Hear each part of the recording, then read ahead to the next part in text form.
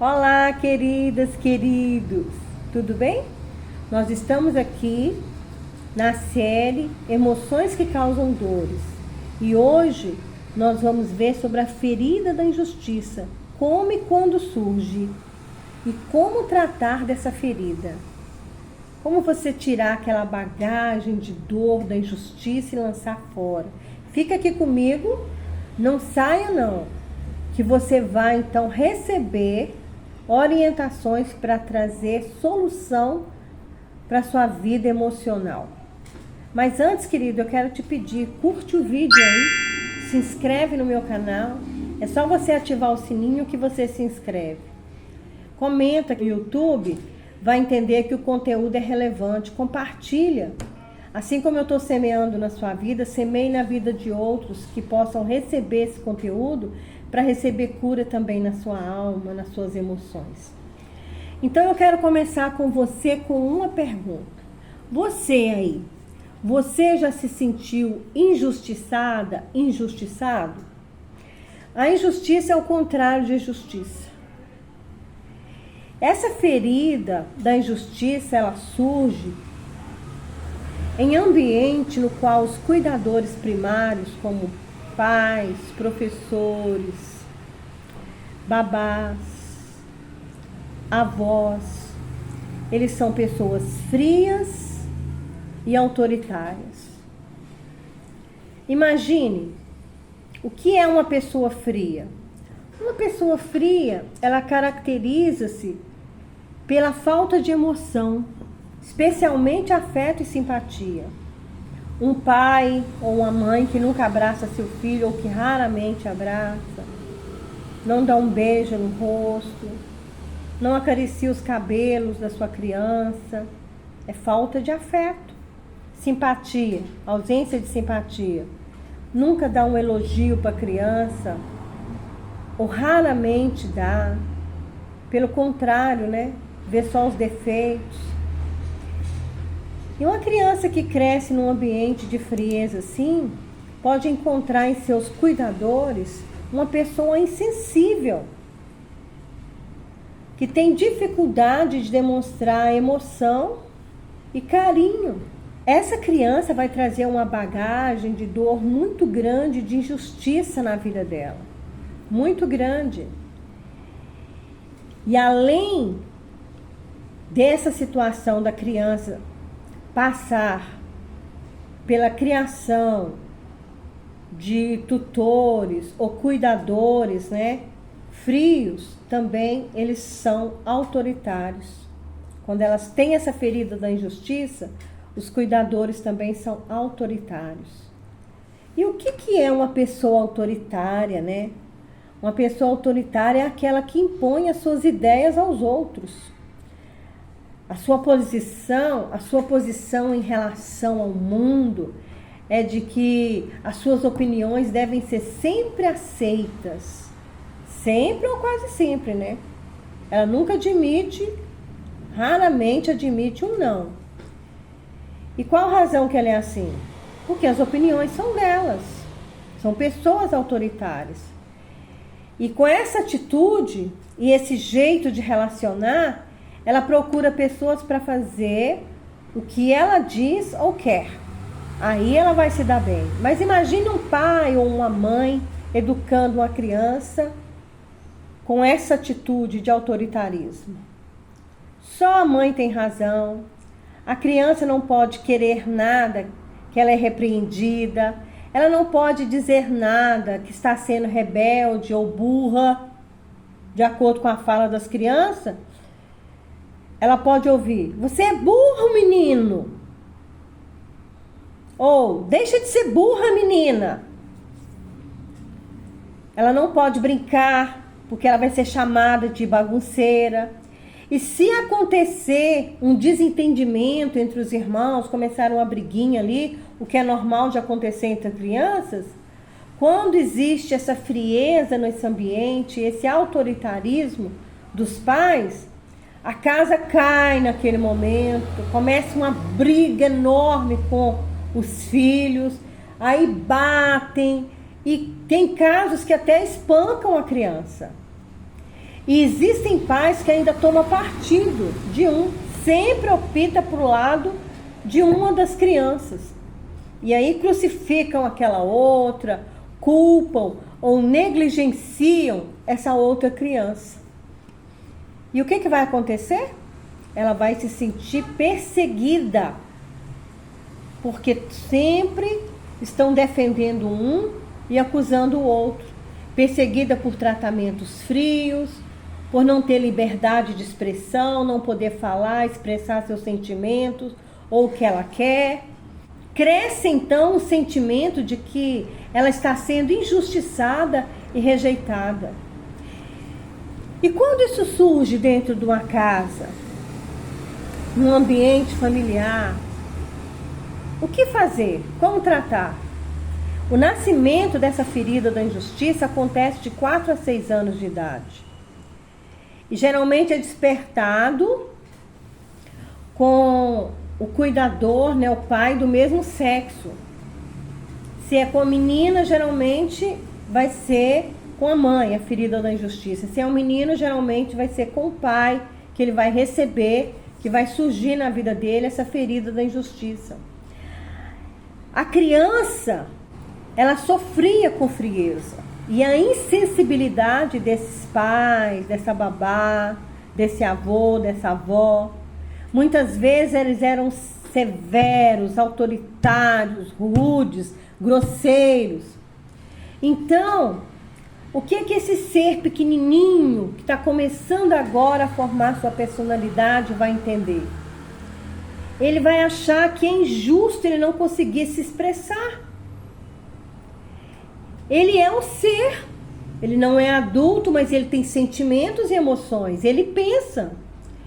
E tem pais que, se o filho for explicar alguma coisa, alguma situação que ele fez, que desagradou, às vezes até a criança errou mesmo, se ele for expor o pensamento dele para o papai e para a mamãe, eles não aceitam e dizem: isso é falta de respeito, você não pode falar com seu pai, com sua mãe. Ele não está respondendo, ele está tentando argumentar o que ele pensa da situação. Mas muitos desses pais, por falta de conhecimento da vida emocional, psicológica, na formação de um ser, eles entram em fúria naquele momento, gritam, ignoram ou batem na criança. Mas a Bíblia diz que a correção ela deve ser feita em amor. Toda correção que é feita em ira é pecado. A Bíblia diz que a ira não produz a justiça de Deus. Irai-vos, mas não pequeis. Os pais não podem provocar os seus filhos à ira. Está escrito em Colossenses. Então, o diálogo é a melhor opção. Antes de brigar, antes de ralhar, mesmo que não tenha conhecimento ou autoconhecimento da situação, como agir, como criar realmente uma criança para ter estabilidade emocional, mesmo assim o pai deve entender que o diálogo é melhor. Continua sendo a melhor opção. Use ele para não descarregar a raiva da sua vida em cima dos outros, em cima dos seus filhos, em cima da criança ou em cima de quem você convive. Use o diálogo. E o diálogo, ele tem as técnicas e formas para ele ser realizado de maneira que seja bem sucedido. Então, em Colossenses 3:21, diz para os pais não provocar a ira aos vossos filhos, para que eles não fiquem desanimados. Quando a criança cresce num ambiente sempre raivoso, que qualquer coisa pode trazer um conflito, pode trazer uma ira no pai ou na mãe, que vai chegar ao ponto de fechar a cara, ou de começar a brigar, corrigir severamente, com autoritarismo, começar a abusar fisicamente, essa criança vai ficar desanimada nesse lar. Ou ela vai se manifestar de maneira rebelde, ou ela vai ficar introspectiva e infeliz começando a surgir aí traços de depressão, de solidão e a dor da injustiça. Ela vai se sentir muito injustiçada. Essa ferida da injustiça é o resultado de quê? De uma cobrança de responsabilidade, veja só, e de comportamentos impostos sobre a criança, além da capacidade que ela tem. Muitas vezes, os pais, eles começam a pedir, exigir dos filhos que faça algo que está além da capacidade dele naquela fase da infância dele. Pais, por exemplo, que colocavam seus filhos mais velhos, a criança mais velha, a cuidar dos mais novos. Isso acontecia muito, né? Antigamente. Talvez por falta de recursos ou de falta de conhecimento do dano que poderia estar trazendo para essa criança que estava acatando uma responsabilidade além da capacidade dela. Nós não estamos aqui para criticar os pais. Nós amamos o pai e a mãe, porque eles deram aquilo que eles tinham, da forma que eles podiam. De acordo com a criação que eles receberam, eles passaram. O ciclo continuou.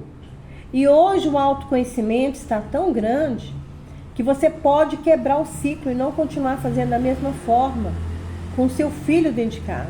Porque não podemos ignorar que apesar deles terem dado o melhor deles, deixaram sequelas nesse adulto que teve uma infância injustiçada, que recebeu aí a ferida da injustiça. E continuando esse exemplo, no caso da criança mais velha cuidar dos seus irmãozinhos, imagina quando tem um acidente, se acontecer um acidente. Essa criança ou adolescente que está cuidando dos menores pode carregar essa culpa que não é dela pelo resto da vida.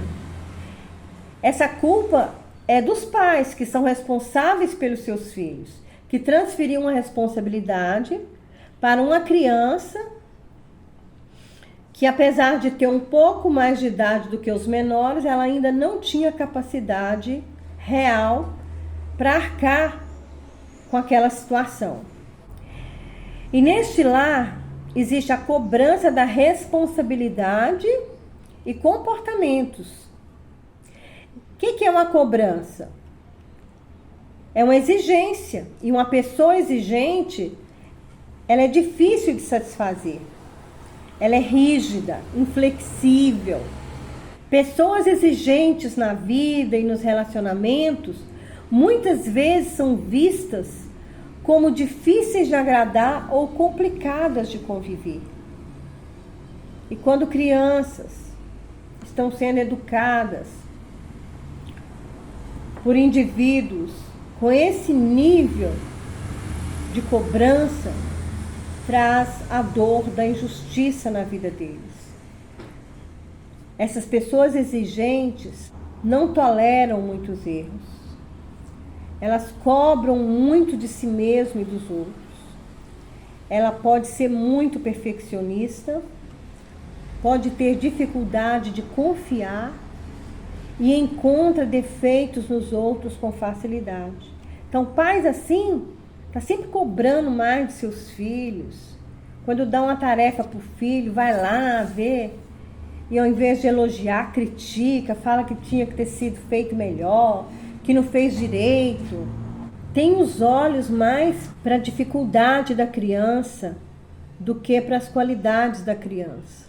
Pais assim exigem comportamentos e responsabilidade de uma criança que ela ainda não é capaz de responder naquela fase. Os cuidadores ou pais têm que saber o tipo de responsabilidade que essa criança pode ter. Por exemplo, executar tarefas de higiene de forma autônoma. Tomar banho, escovar os dentes, pentear o cabelo, lavar as mãos e o rosto, organizar brinquedos e itens pessoais, escolher e organizar suas roupinhas. É muito importante para a criança já começar a fazer escolhas. Fazer a lição de casa e os trabalhos escolares de forma autônoma. independente.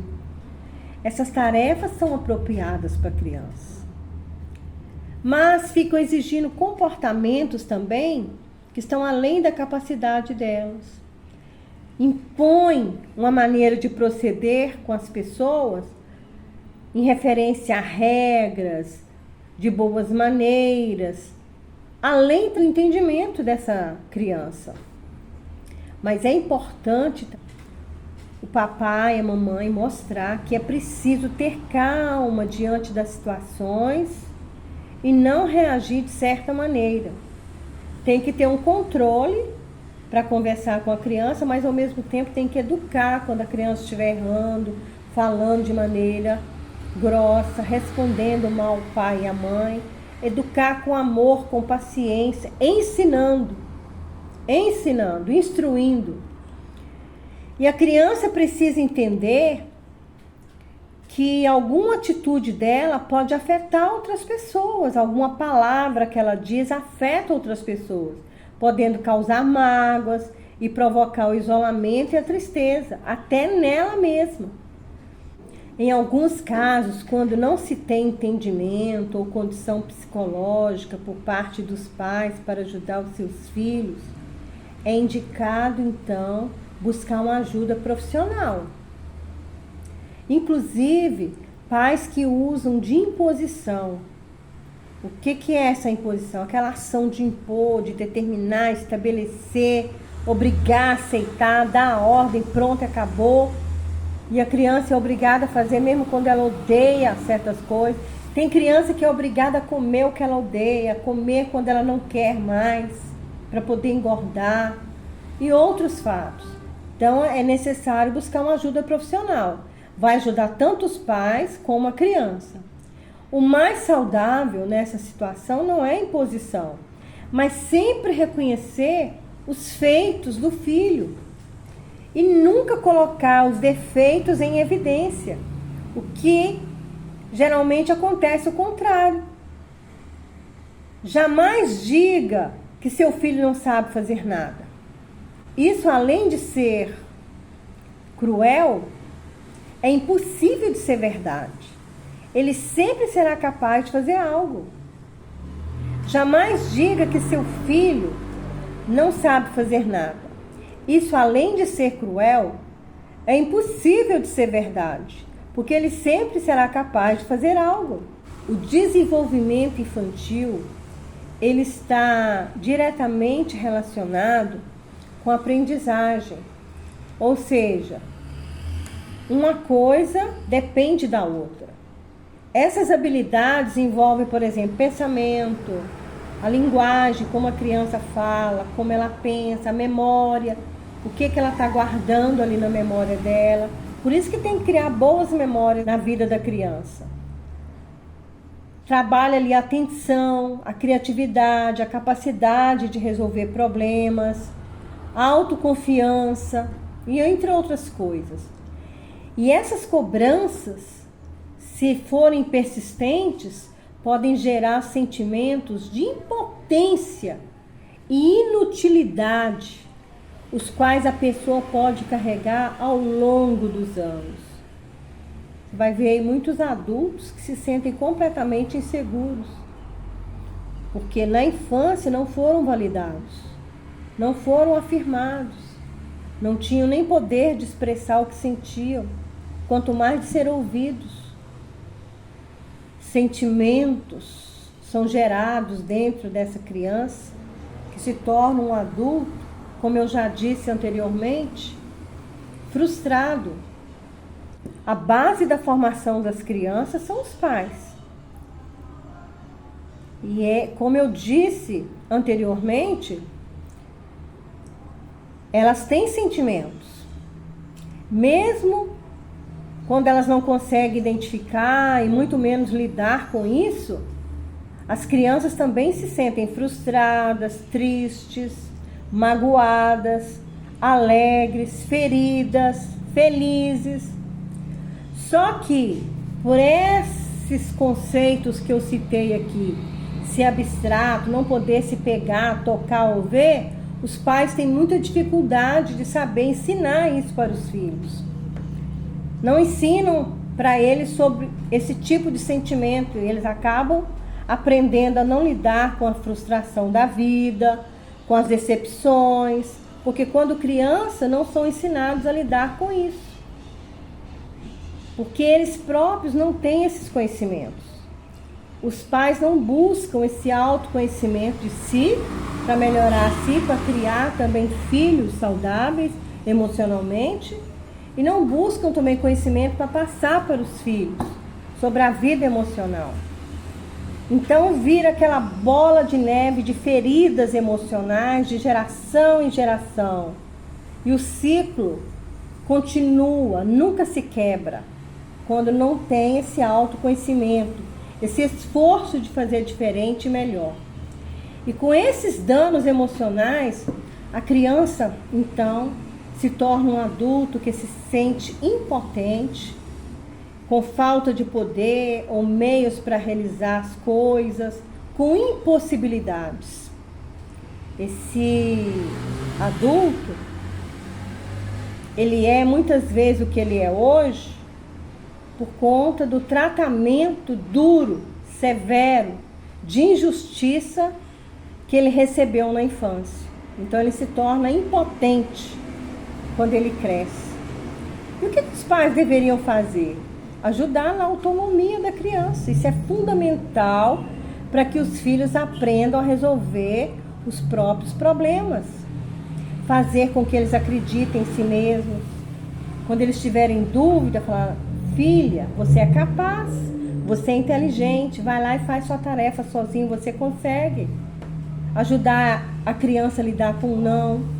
Quando ela pedir um presente ou ela querer algo e que o pai e a mãe não puder dar e ela ficar pegando pirraça, não adianta só bater.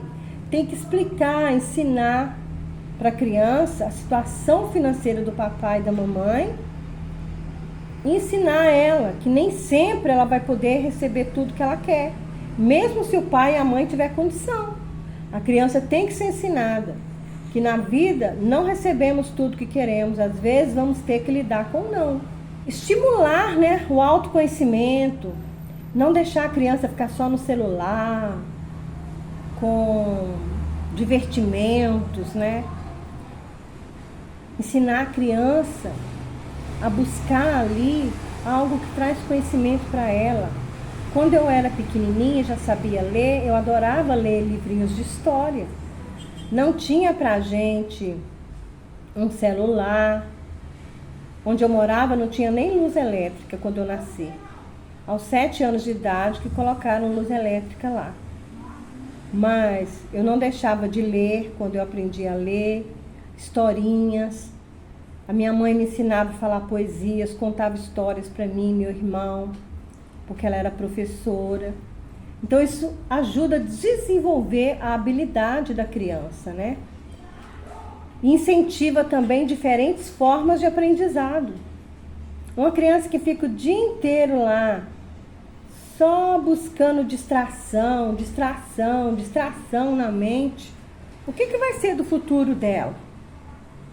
A mente dela não vai desenvolver. É por isso que os cientistas falam hoje em dia que eles ficam pensando o que será dessa geração no futuro. Que ela não vai ter o nível de inteligência que os pais dela têm no dia de hoje por conta das redes sociais que não são administradas pelos pais, que deixam eles à vontade. Como diz no ditado mineiro, a Deus dará. Precisa ensinar isso aos filhos para que eles também comecem a organizar o pensamento. Isso ajuda eles a organizar o pensamento. As ideias, entender o que pode, o que não pode, o que deve, o que não deve. Quando ele estiver estudando, ele vai se desenvolver melhor. Mas tem pais que não têm paciência para ensinar, Porque quando a criança vai aprender algo e não é da forma dele, do jeito dele, já perde a paciência, deixa a criança sozinha. Às vezes não responde às questões da criança, ignora. E quem que está errado nessa história? É a criança. Nesse caso, os pais estão gerando também inutilidade nesse ser tão pequenino. E o que é inutilidade? É quando a pessoa não é capaz de realizar algo, ela se torna até imprestável, de tão inútil. Por conta de emoções mal trabalhadas, a criança pode ter dificuldade de identificar e de lidar com um sentimento. E isso se acumula e se transforma em algo mais profundo. Em ambientes assim, a criança pode desenvolver o fanatismo pela ordem e pelo perfeccionismo, como tentativa de minimizar os erros e as cobranças. Ela vai querer mostrar sua capacidade através de ser metódica, ser perfeita em tudo, fazer tudo com a excelência, além até da capacidade dela. E o perfeccionismo é uma das palavras que se usa para descrever as pessoas que nunca estão totalmente satisfeitas com o que fazem e são muito cuidadosas na realização das suas tarefas e seus detalhes. Ela faz uma vez, faz de novo, faz outra vez, faz de novo, e ela mesma não se aprova. Ela mesma não fica satisfeita com o seu resultado. E a pessoa perfeccionista, ela tem uma autoimagem negativa, além de sofrer com baixa autoestima, tende a se martirizar com expectativas extremamente elevadas, irrealistas e idealizadas. E muitas vezes não conseguem ou não aceitam dar os passos necessários para buscar alguma outra alternativa mais realista. Olha só o dano que pode ser causado numa criança, num lar onde existe cobrança de comportamento e responsabilidade que está além do alcance daquela criança. A pessoa pode se sentir inútil, se tornar um perfeccionista, são consequências da injustiça na vida adulta. Neste caso, o perfeccionismo se transforma em algo negativo, que desencadeia numa série de coisas ruins. Até mesmo ele fica relacionado com ansiedade, depressão, transtorno de comportamento alimentar. A pessoa começa a comer muito, porque ela ficou ansiosa para fazer tudo perfeito. Quando não saiu tudo perfeito como ela queria, não conseguiu alcançar aquele nível, porque estava além do que ela podia, ela não queria aceitar, ela entrou em depressão. Aí começa a comer por ansiedade, comer as emoções, e pode desenvolver também o transtorno obsessivo compulsivo.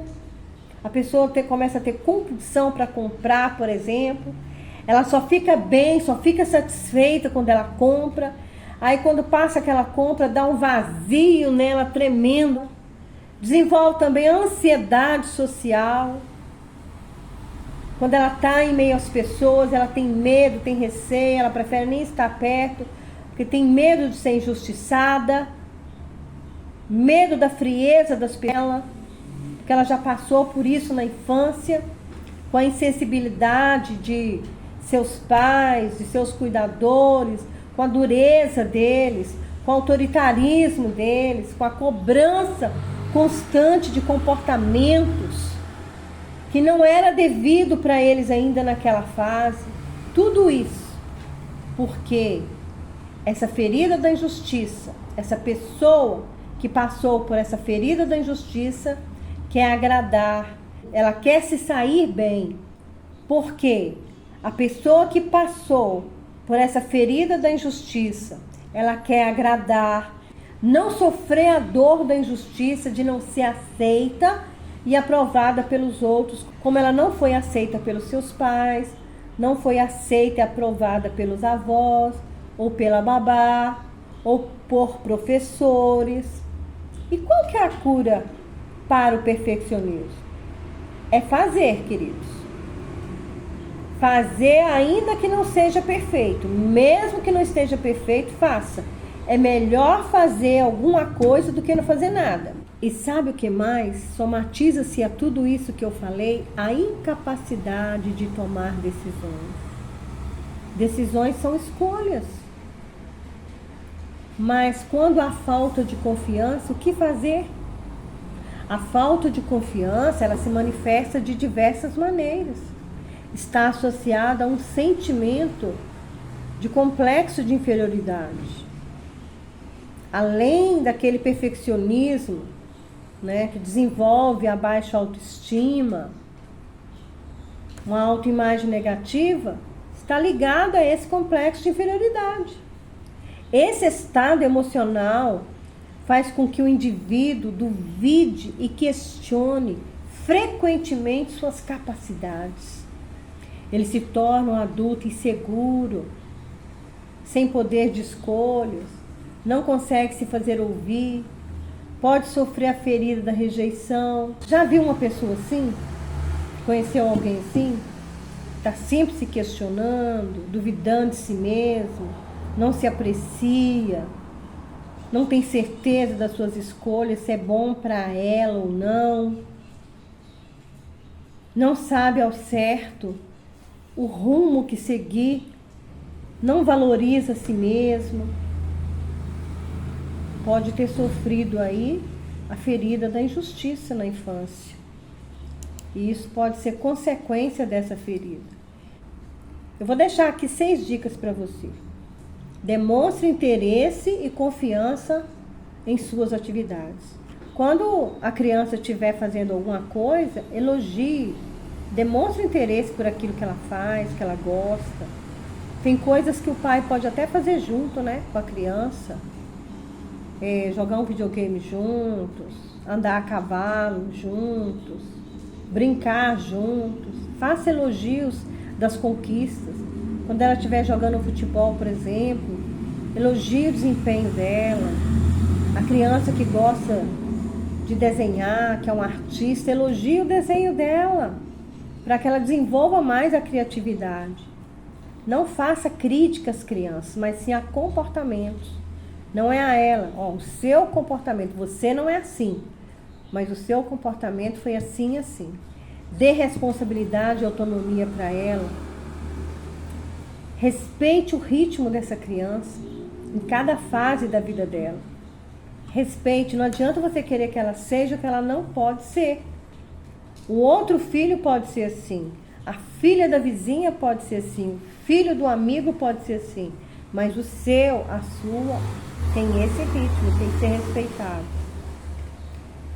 É muito bom os indivíduos investigar, os pais investigar se estão cometendo violência psicológica, que são ameaças, controle excessivo, ofensas, críticas maldosas e em excesso, comparações e humilhações, condutas que fazem com que a vítima se sinta incapaz, negligenciada e diminuída. Quando os pais estão agindo assim com as crianças, ou quando nós agimos assim com os outros, nós estamos cometendo violência psicológica, humilhando as pessoas, comparando. Então, concluindo, gente, eu queria deixar algumas consequências aqui da injustiça na vida adulta. Eu já citei aí o perfeccionismo, né? A inutilidade, mas ele também pode se tornar uma pessoa bem rígida, muito otimista na superfície, parece que é otimista, mas não é, sabe? Tem temor de autoridade, porque os pais eram muito autoritários, aí quando vai lidar com a autoridade agora, até mesmo com líderes religiosos, ele tem medo de professores, e geralmente lida sozinho com a dificuldade, sem pedir ajuda. Como ele sofreu muito na infância e foi sozinho, ele não aprendeu a compartilhar. Agora ele se esconde dentro dele mesmo e não pede ajuda na hora de suas dificuldades. tem medo de ser criticado, de não ser compreendido, e está constantemente em ação, não para, porque quer sempre produzir e agradar para não receber mais a dor da injustiça na vida dele, de ser reprovado.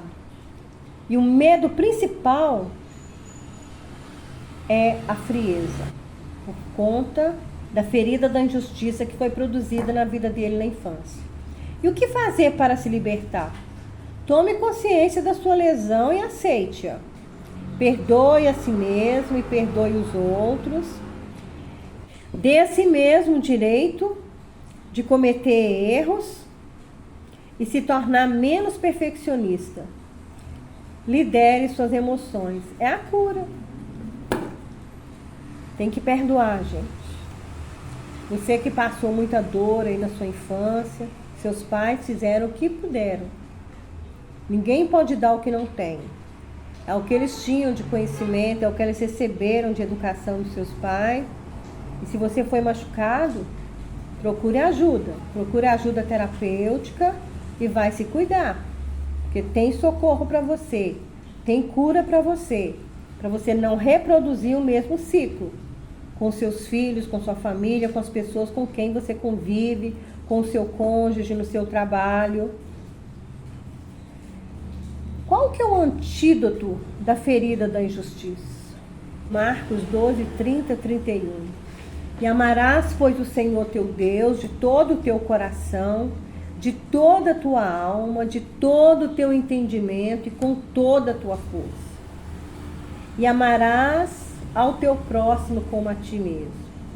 O amor, gente, tem um versículo em 1 João que fala que ele cobre a multidão de pecados. Quando você decide amar, você perdoa. Você perdoa os professores, você perdoa sua babá, você perdoa sua mãe, você perdoa seu pai, você entende que não foi intencional, que eles não podiam fazer melhor do que fizeram. Quando você decide, Deus dá a receita, amá-lo de todo o coração, Deus te ajuda a amar também as pessoas, como a você mesmo. Então você precisa amar a Deus, amar ao próximo, mas amar a si mesmo. Muitas pessoas, por causa da dor da injustiça, elas não conseguem amar a si mesmas. Elas se desvalorizam, têm complexo de inferioridade, baixa autoestima, o perfeccionismo. E elas se desvalorizam, se autodepreciam, acham que não são capazes, porque ouviram aquilo a vida inteira quando foi formada a sua personalidade. E trouxeram isso ao longo da sua vida adulta. Então hoje é tempo de você entender que é possível amar e perdoar e receber cura.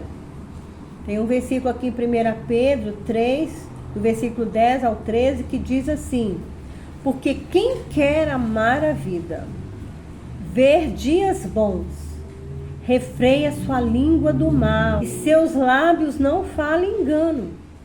Aparte-se do mal, faça o bem e busque a paz. Não adianta ficar vendo só coisas negativas e falando coisas negativas. Tem que refrear a língua do mal. Pare de falar mal de você mesmo. Muitas pessoas se xingam, vão fazer alguma coisa e falam: ah, sua tola, sua burra, sua idiota. Por isso que você fez isso, porque você não sabe nada. Refreie sua língua do mal, não xingue você mesmo. Não é bom você xingar você mesmo.